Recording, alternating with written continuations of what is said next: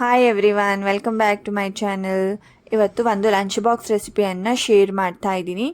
ಇದು ತುಂಬಾ ಟೇಸ್ಟಿಯಾಗಿ ಬೇಗನೆ ಆಗುವಂತಹ ರೆಸಿಪಿ. ಡೈಲಿ ಮಾರ್ನಿಂಗ್ ಏನು ಲಂಚ್ ಬಾಕ್ಸಿಗೆ ಮಾಡೋದು ಅಂತ ಟೆನ್ಷನ್ ಎಲ್ಲರಿಗೂ ಇರುತ್ತೆ. ಸೊ ಅದರಲ್ಲಿ ಇದು ಒಂದು ರೆಸಿಪಿಯ ಸಹ ತುಂಬಾ ಈಸಿಯಾಗಿ ಹಾಗೆ ತುಂಬಾ ಟೇಸ್ಟಿಯಾಗಿ ಸಹ ಇರುವಂತಹ ಈ ಪೊಂಗಲ್ ರೆಸಿಪಿಯನ್ನು ನಾನು ಇವತ್ತು ಶೇರ್ ಮಾಡ್ತಾ ಇದ್ದೀನಿ.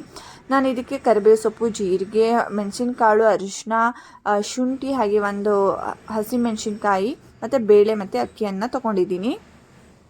ಒಂದು ಕುಕ್ಕರಿಗೆ ನಾನಿಲ್ಲಿ ಹೆಸರು ಬೇಳೆ ಹಾಗೆ ಅಕ್ಕಿಯನ್ನು ಸಮ ಪ್ರಮಾಣದಲ್ಲೇ ತೊಗೊಂಡಿದ್ದೀನಿ.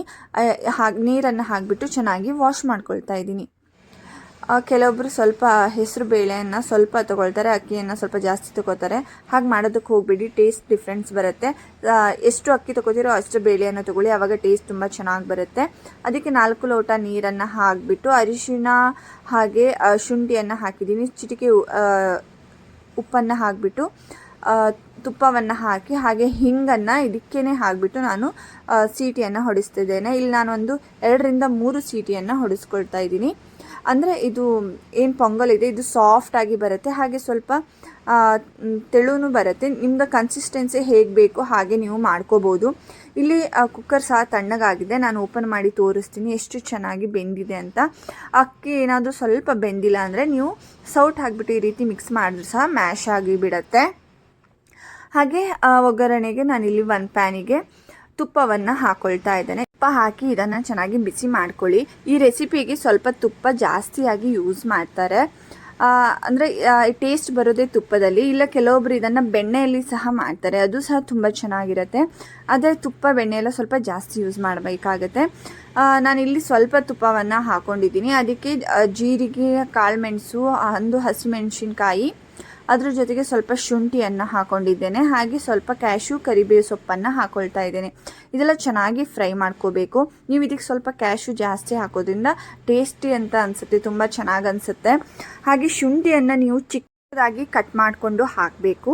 ಇಲ್ಲಿ ಲಂಚ್ ಬಾಕ್ಸಿಗೆ ನಾನು ಹಾಕ್ತಿರೋದ್ರಿಂದ ಬಾಯಿಗೆ ಸಿಕ್ಕರೆ ಅವಳು ಲಂಚನ್ನು ಫಿನಿಶ್ ಮಾಡಿ ಬರೋದಿಲ್ಲ.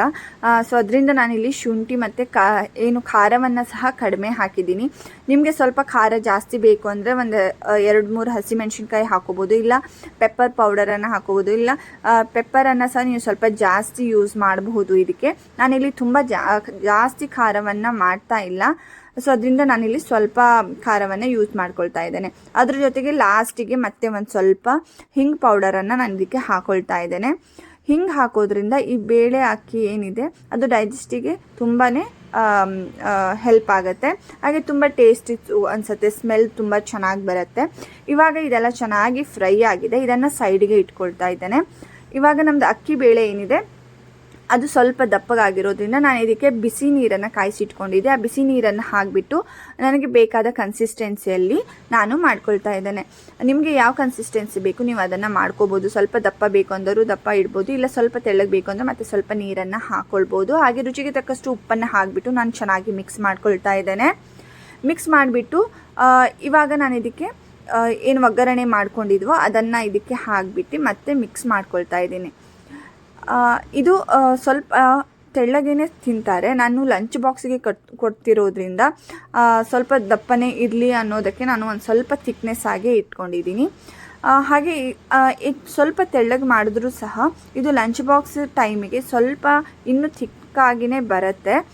ಸೊ ತಿನ್ನೋದಕ್ಕೂ ಸಹ ತುಂಬ ಚೆನ್ನಾಗಿರುತ್ತೆ. ಇವಾಗ ಈ ಖಾರ ಪೊಂಗಲ್ ಏನಿದೆ ಇದು ರೆಡಿಯಾಗಿದೆ. ನೀವು ಸಹ ಈ ರೆಸಿಪಿಯನ್ನು ಒಂದ್ಸಲ ಟ್ರೈ ಮಾಡಿ, ಹಾಗೆ ಬಂದು ಕಮೆಂಟ್ಸ್ ಮಾಡಿ. Thank you for watching. Please subscribe to my channel. Thank you.